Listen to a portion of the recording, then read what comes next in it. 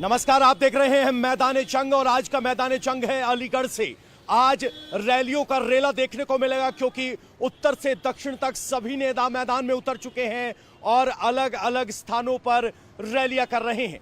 आज प्रधानमंत्री नरेंद्र मोदी उधमपुर में होंगे, इसके अलावा वो बाड़मेर में, राजस्थान में भी 2 रैलियां करने वाले हैं। वहीं अगर अमित शाह की बात की जाए तो अमित शाह यहां पर मुरादाबाद से लेकर मदुरई तक आपको चुनावी सभाएं करते हुए नजर आएंगे।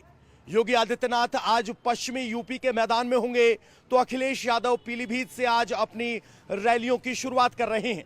कांग्रेस के स्टार प्रचारक राहुल गांधी आज दक्षिण भारत में प्रचार करते हुए आपको नजर आएंगे। इतना ही नहीं, यहां पर ममता बनर्जी पश्चिम बंगाल में आज 2 रैलियों को संबोधित करेंगी। यानी कुल मिलाकर आज रैलियों का रैला रहने वाला है। चुनाव के पहले चरण की वोटिंग में सिर्फ 6 दिन का वक्त बचा है और इस 6 दिन में नेता पूरा जोर लगा रहे हैं। आपको बता दें, इस वक्त मैं अलीगढ़ में हूं और ये मैदान जंग आप अलीगढ़ से देख रहे हैं। अलीगढ़ सीट की बात करें तो यहां मुकाबला त्रिकोणीय होने की संभावना है। यहां पर सतीश गौतम बीजेपी की तरफ से उम्मीदवार बनाए गए हैं तो वहीं वीरेंद्र चौधरी जो कि जाट उम्मीदवार हैं वो इंडिया गठबंधन की तरफ से मैदान में है। जाट वोटों को साधने की कोशिश है। वहीं बीएसपी ने नूर मोहम्मद को मैदान में उतारकर मुकाबले में मुस्लिम उम्मीदवार को उतारा है, जिसकी वजह से एक बार फिर इस मुकाबले को बीएसपी की तरफ से त्रिकोणीय बनाने की कोशिश की गई है। तो ये जमीन पर स्थिति है। आपको बता दें कि आज यूपी में जुबानी जंग बढ़ सकती है, लेकिन आज यूपी में जुबानी जंग और तेज बढ़ सकती है क्योंकि आज वोटिंग में 6 दिन बचे हैं और अब अखिलेश यादव भी मैदान में उतर रहे हैं। आज अखिलेश यादव पीलीभीत में अपनी पहली रैली करेंगे। पीलीभीत में रैली करने से पहले अखिलेश यादव बरेली में रुकेंगे, मीडिया से बात करेंगे। यहां आपको बता दें कि पीलीभीत में बीजेपी ने वरुण गांधी का टिकट काटकर जितिन प्रसाद को मैदान में उतारा है। जितिन प्रसाद को मैदान में उतरने के बाद एसपी और बीएसपी की उम्मीदें बढ़ गई हैं क्योंकि वरुण गांधी का टिकट कटा है। पीलीभीत वो सीट है जहां से एसपी और बीएसपी अभी तक खाता नहीं खोल पाई है और अखिलेश यादव आज पीलीभीत से शुरुआत कर रहे हैं। इससे पहले बरेली में संवाद करेंगे। आपको बता दें कि पीलीभीत में अखिलेश यादव क्या कहेंगे वो देखना होगा। यहां जितिन प्रसाद के सामने गंगवार उम्मीदवार को समाजवादी पार्टी ने उतारा है और फूल बाबू मुस्लिम कैंडिडेट हैं, उन्हें बीएसपी की तरफ से उतारा गया है। और यहां जो अखिलेश यादव का चुनाव प्रचार शुरू हो रहा है। विशाल हमारे साथ बने हुए हैं।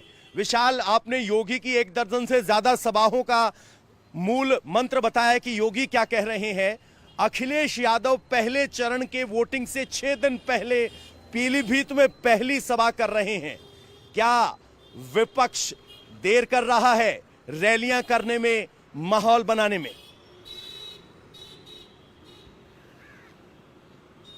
देखिए पवन, इस बात से बिल्कुल इनकार नहीं किया जा सकता है कि उत्तर प्रदेश में जब से चुनाव की शुरुआत हुई है या देश में चुनाव की शुरुआत हुई है, बीजेपी लगातार हमलावर है विपक्ष पर। ताबड़तोड़ रैलियां हो रही हैं, रोड शो हो रही हैं। अगर 2 दिन पहले की बात कर लिया जाए तो उप मुख्यमंत्री ब्रजेश पाठक ने कहा था कि अखिलेश यादव, शिवपाल यादव सभी चुनाव में आने में डर रहे हैं क्योंकि उनको हार का डर सता रहा है। यही वजह है कि उन्होंने बड़ा आरोप लगाया था कि विपक्ष इसी वजह से उत्तर प्रदेश में या देश के बाकी हिस्सों में प्रचार करने से बच रहा है। इस बड़े आरोप बाद 2 ही दिन बाद आज से अखिलेश यादव पीलीभीत से अपनी चुनावी रैली की शुरुआत कर रहे हैं। लेकिन यह माना जा रहा है पवन कि अगर पहले फेज की वोटिंग में अब महज 1 हफ्ते का वक्त बचा है और ऐसे में विपक्षी का जो सबसे बड़ा लीडर है विपक्ष का उत्तर प्रदेश में, वो आज से पहली रैली की शुरुआत कर रहा है, तो इससे तो बिल्कुल इनकार नहीं किया जा सकता है कि वक्त निकालने में थोड़ी देर जरूर की है विपक्ष ने। हालांकि ये मतदाता बताएंगे कि ये देरी हुई है या फिर नहीं हुई है, लेकिन परसेप्शन के हिसाब से, नैरेटिव के हिसाब से इससे इनकार नहीं किया जा सकता है कि विपक्ष फिलहाल भारतीय जनता पार्टी के मुकाबले प्रचार प्रसार करने में, रोड शो करने में, रैलियों को करने में फिलहाल कुछ लेट नजर जरूर आ रहा है। पवन, विपक्ष लेट नजर आ रहा है। विशाल, आपका बहुत बहुत शुक्रिया सुबह सुबह इस जानकारी के लिए, आज के मैदान जंग में होने वाली भिड़ंत के लिए। और अब बात करते हैं पीलीभीत की। पीलीभीत से बीजेपी ने जितिन प्रसाद को मैदान में उतारा है। वहीं समाजवादी पार्टी की तरफ से रामशरण गंगवार यहां पर मैदान में है। वहीं अनीस अहमद उर्फ फूल बाबू बीएसपी के उम्मीदवार हैं। यानी एक तरफ गंगवार, एक तरफ मुस्लिम और एक तरफ ब्राह्मण चेहरा जितिन प्रसाद। जितिन प्रसाद का मौका वरुण गांधी का टिकट काटकर मिला है। वो वरुण गांधी जो 1991 से मेनका गांधी और वरुण गांधी इस सीट पर लगातार जीतते आए हैं। लेकिन बावजूद इसके जितिन प्रसाद कह रहे हैं कि प्रधानमंत्री नरेंद्र मोदी के 10 साल के कार्यकाल पर उन्हें भरोसा है। जब पूछा गया कि क्या जितिन का सहयोग मिल रहा है, उस सवाल का भी जवाब दिया। मैंने जितिन प्रसाद से बात की, आप जरा सुनिए क्या कह रहे हैं जितिन प्रसाद। जितिन जी, प्रधानमंत्री नरेंद्र मोदी यहां आए, रैली की, योगी थे, आप जनता के बीच जा रहे हैं, किन मुद्दों पर वोट मांग रहे हैं और क्या रिस्पांस मिल रहा है? देखिए, मुद्दा साफ है कि आदरणीय प्रधानमंत्री जी का 10 वर्ष का कार्यकाल और उनका ट्रैक रिकॉर्ड जो कहा है वो किया है। बड़े काम भी हुए देश के लिए और गांव तक की जो विभिन्न योजनाएं चल रही हैं वो लाभार्थी दिखाई देते हैं और यहाँ लोगों के जीवन में सुधार आया है। उन परियोजनाओं के आधार पे, काम के आधार पे, देश की गरिमा और सम्मान बढ़ाने के आधार पे पूरे सभी जात और धर्म के समीकरण ध्वस्त हो गए हैं। मोदी जी के नाम पे पूरी जनता साथ है और आप देखिएगा प्रचंड बहुमत से कमल का फूल खिलेगा। बाकी उम्मीदवारों की बात करें तो आरोप ये लग रहा है कि समाजवादी पार्टी ने भी बाहर के उम्मीदवार को उतारा, बीजेपी ने भी बाहर के उम्मीदवार को उतारा, बीएसपी एक है जो कह रही है हम लोकल हैं। तो लोकल वर्सेस बाहरी के मुद्दे को लेकर आ रहे हैं, उनको क्या कहेंगे? उनको यही कहेंगे, उन्हें जानकारी नहीं है कि जितिन प्रसाद का 3 पीढ़ियों से रिश्ता है पीलीभीत में। हमारी ज़मीनें भी इसी क्षेत्र में, पूरनपुर क्षेत्र है, यहाँ हमारी खेती होती है। और बाकी ये मुद्दा विहीन लोग हैं जो उठाते हैं, काम करते हैं। हमारे साथ हमारे साथी मंत्री संजय सिंह गंगवार जी भी हैं। और जैसे मैंने पहले कहा कि एक डबल इंजन चल रहा है मोदी जी और योगी जी का, और यहाँ परिवर्तन दिखाई दे रहा है और जनता का आशीर्वाद मिलेगा तो हम दोनों भी इस क्षेत्र की जनता की सेवा के लिए पूरे सामर्थ्य से काम करेंगे। एक सवाल, वरुण गांधी का टिकट काट के आपको टिकट मिला, वरुण का सहयोग मिल रहा है। पहले मेनका गांधी भी यहाँ से सांसद रही, वरुण और मेनका का एक लंबा एसोसिएशन रहा था, उनका सहयोग कितना मिला? ऐसा है ना, हम सब लोग पार्टी के अनुशासित समर्पित कार्यकर्ता हैं। पार्टी विभिन्न मुद्दों को देखते हुए, विभिन्न पहलुओं को देखते हुए निर्णय लेती है और जब पार्टी निर्णय ले लेती है तो सबको मान्य होता है और सभी पार्टी के आदेशों का पालन करते हैं। यानी नितिन प्रसाद कह रहे हैं सभी संयमित कार्यकर्ता हैं, पार्टी के निर्णय को मानेंगे। अब बढ़ते हैं आगे, अखिलेश पीडीए की बात करते हैं। अब पीडीए के जवाब में पीडीएम आ गया है। पीडीएम क्या है? पिछड़ा, दलित, मुस्लिम, और ये गठबंधन बनाने का दावा कर रहे हैं असदुद्दीन ओवैसी और अपना दल कमेरावादी की पल्लवी पटेल। और आज इनकी बैठक होने वाली है जिसमें वो उम्मीदवारों के नाम का ऐलान कर सकते हैं। अगर पिछड़ा दलित अल्पसंख्यक के मुकाबले पिछड़ा दलित मुस्लिम अलग से गुट बनेगा तो अखिलेश की परेशानी बढ़ सकती है। यहां आपको बता दें कि रॉबर्ट्सगंज से लेकर फूलपुर और इस तरह की कुल 20 सीटें हैं जहां पर उम्मीदवार उतारने की बात हो रही है। यानी पिछड़ों में पल्लवी पटेल और मुस्लिमों में असदुद्दीन ओवैसी सेंधमारी की कोशिश कर रहे हैं। ये बड़ी खबर है जो यहां देखना होगा कि जिस आरोप के साथ असदुद्दीन ओवैसी एसोसिएटेड रहते हैं कि वो एक बी टीम की तरह काम करते हैं, तो क्या वो अपना कोई अस्तित्व एस्टेब्लिश कर पाएंगे, मजबूत कैंडिडेट दे पाएंगे, या सिर्फ और सिर्फ मुकाबले में त्रिकोणीय बनाने के लिए दावेदारी पेश कर रहे हैं। अब बढ़ते हैं दिल्ली की तरफ। दिल्ली में शराब घोटाले के बाद सियासत जोरों पर है। लोकसभा चुनाव से ज्यादा चर्चा शराब घोटाले की हो रही है। अरविंद केजरीवाल के खिलाफ हो रही कॉन्फ्रेंस को लेकर, जो जेल हुई है, जेल में है अरविंद केजरीवाल, उसको लेकर ज्यादा चर्चा हो रही है। आज अतिशी सुबह 10 बजे बड़ा खुलासा करने का ऐलान कर रही हैं। अतिशी ने कहा है कि सुबह 10 बजे हम एक प्रेस कॉन्फ्रेंस करेंगे जिसमें एक बड़ा खुलासा करेंगे। हालांकि लगातार प्रेस कॉन्फ्रेंस हो रही हैं, इस तरह का कोई बड़ा खुलासा अब सामने नहीं आया है और अतिशी एक बार फिर प्रेस कॉन्फ्रेंस करने जा रही हैं। मेरे सहयोगी भास्कर मिश्रा जुड़ गए हैं। भास्कर, आम आदमी पार्टी लगातार खुलासा करने का दावा कर रही है, 10 बजे प्रेस कॉन्फ्रेंस बताई जा रही है। अब की बार क्या अलग, क्या नया आरोप?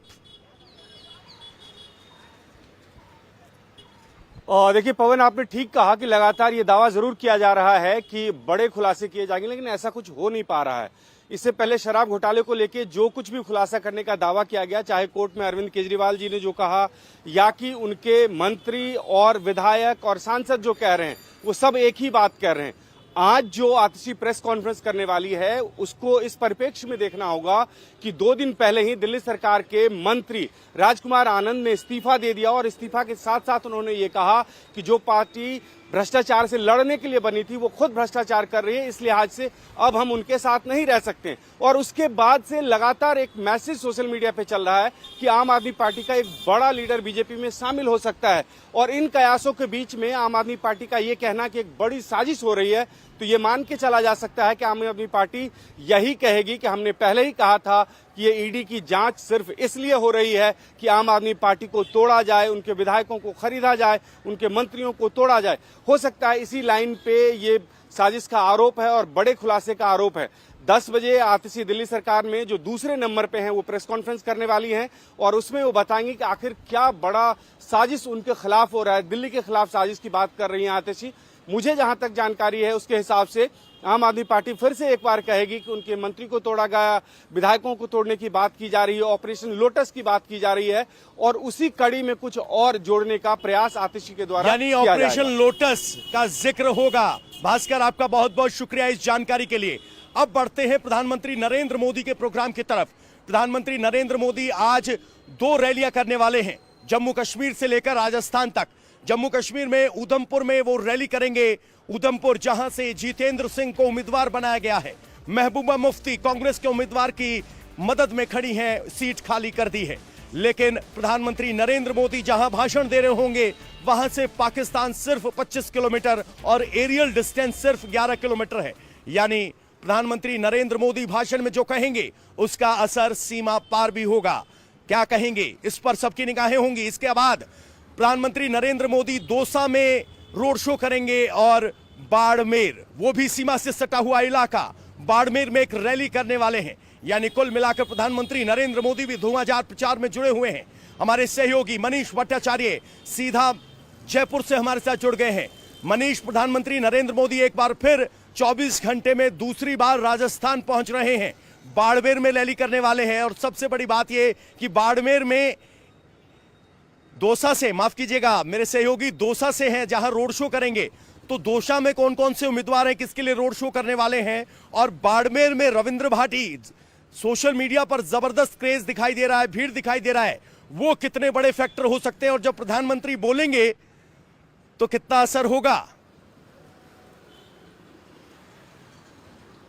देखिए पवन, दोनों कार्यक्रम प्रधानमंत्री नरेंद्र मोदी का राजस्थान में बेहद खास है। सबसे पहले बाड़मेर में सभा होगी। बाड़मेर जो सरहदी सीमा है वहां पर आप देखिए प्रधानमंत्री नरेंद्र मोदी के बाद बीजेपी ने 13 स्टार प्रचारकों की फौज उतार दी है। वो सिर्फ इसलिए क्योंकि वहां पर रविंद्र भाटी ने पूरा सियासी समीकरण पूरी तरीके से बदल के रखा हुआ है। वहां पर बीजेपी के कैंडिडेट हैं जो कैबिनेट मंत्री रहे हैं वो, और उसके सामने कांग्रेस, लेकिन रविंद्र भाटी ने पूरा सियासी समीकरण वहां पर बदल के रखा है। इसीलिए बीजेपी ने स्टार प्रचारकों की फौज उतार दी है। उसके बाद रोड शो होगा दौसा में कन्हैया लाल मीणा और सामने हैं मुरारी लाल मीणा जो कि सचिन पायलट के बेहद खास, क्योंकि सचिन पायलट का ये इलाका माना जाता है। गुजर मीणा जाति जो कास्ट फैक्टर है वो बेहद असरदार, इसलिए बीजेपी के लिए बहुत बड़ा चैलेंज है। और यही वजह है कि लोकसभा चुनाव से पहले जो दौरे राजस्थान में हो रहे हैं उसमें ये पहला प्रधानमंत्री नरेंद्र मोदी का रोड शो हो रहा है। जो तमाम कॉन्स्टिट्यूंसी में जो सभाएं हो रही हैं, दौसा का ये रोड शो 1.5 किलोमीटर का है और यहाँ पर बीजेपी के तमाम नेताओं ने पूरी जान लगा रखी है। किरोड़ी लाल मीणा से लेकर सभी नेता यहाँ पर मौजूद है, इसीलिए ये दोनों पूरी जान लगा रखी है। प्रधानमंत्री नरेंद्र मोदी रोड शो से रैलियां तक करने में पीछे नहीं अटक रहे हैं। मनीष, आपका बहुत बहुत शुक्रिया इस पूरी जानकारी के लिए दौसा से। आपको बताते हैं, आतंकवाद पर एक बड़ा बयान आया है। प्रधानमंत्री नरेंद्र मोदी उधमपुर में और बाड़मेर में बोले, उससे पहले रक्षा मंत्री राजनाथ सिंह बोले हैं। राजनाथ सिंह ने कहा है कि पाकिस्तान अगर आतंकवाद का सहारा लेकर भारत को अस्थिर करने की कोशिश करेगा तो उसको कड़ा जवाब दिया जाएगा। इतना ही नहीं, मदद की भी पेशकश कर दी। राजनाथ सिंह ने कहा कि अगर पाकिस्तान से आतंकवाद नहीं संभल रहा है तो भारत मदद करने के लिए तैयार है। चुनाव के मौसम में पाकिस्तान पर आतंकवाद को लेकर मदद। राजनाथ सिंह इशारों इशारों में बड़ी बात कह रहे हैं। क्या कह रहे हैं सुनिए जरा। पाकिस्तान से यही अपेक्षा करता हूं कि आतंकवाद का सहारा लेकर यदि वह भारत को डिस्टेबलाइज करने की, अस्थिर करने की कोशिश करेंगे तो इसका खामियाजा भुगतना पड़ेगा। आतंकवाद पर काबू पाए पाकिस्तान। यदि पाकिस्तान को लगता है कि वह आतंकवाद पर काबू पाने में असमर्थ हैं, नहीं कर सकते हैं, तो पड़ोसी देश भारत है, उसका भी सहयोग प्राप्त करना चाहते हो तो भारत का सहयोग प्राप्त करें। आतंकवाद को रोकने के लिए भारत सहयोग करने को तैयार है। लेकिन वो तो कहते हैं कि आपने दरवाजे बंद कर दिए। और दूसरी चीज, हमारे वह पड़ोसी देश हैं और यदि उनकी मंशा साफ है कि आतंकवाद का सिलसिला बंद होना चाहिए, तो अकेले प्रयत्न करें, उसे समाप्त करें, या पड़ोसी देश भारत का सहयोग ले लें, दोनों मिलकर उसे समाप्त करें। क्यों नहीं समाप्त हो सकता? लेकिन ये उनकी मर्जी पर है। मैं एक सुझाव दे रहा हूं उनको। लेकिन रक्षा मंत्री के तौर पर आपने तो कहा कि हम घुस के मारेंगे। देखिए, आतंकवादियों को कम से कम यहाँ पर इस प्रकार की हरकत करने की इजाजत हम नहीं देंगे। भारत सीमा के अंदर या बांध कर चलिए, चाहे उसके लिए जो भी करना पड़ेगा हम करेंगे। और सीमा पार भी। अब चलिए देखेंगे क्या होगा। क्योंकि इंटरनेशनल एजेंसीज वगैरह सब यही कह रहे हैं कि जो मस्कुलर फॉरेन पॉलिसी और मस्कुलर डिफेंस पॉलिसी, मतलब अग्रेसिवनेस जो है बीजेपी में, जैसे जैसे चुनाव करीब आ रहा है और भी एग्रेसिव होते जा रहे हैं। आपके सबके बयान। मैं समझता हूं कि चाहे भारतीय जनता पार्टी हो अथवा बीजेपी लेड एनडीए की गवर्नमेंट हो, मोदी जी की लीडरशिप की, हम लोगों का कभी भी कोई रोल एग्रेसिव नहीं रहा है, कोई भूमिका एग्रेसिव नहीं रही है। हम लोगों की भूमिका जब भी रही है, जिस भी मुद्दे को लेकर रही है, पूरी तरह से बैलेंस रही है। राजनाथ सिंह खुलकर बात कर रहे हैं। इशारों ही इशारों में इसी पॉडकास्ट में राजनाथ सिंह ने कह दिया कि जम्मू कश्मीर का विकास देखकर वो दिन दूर नहीं जब पीओके के लोग भी जम्मू कश्मीर के साथ आएंगे।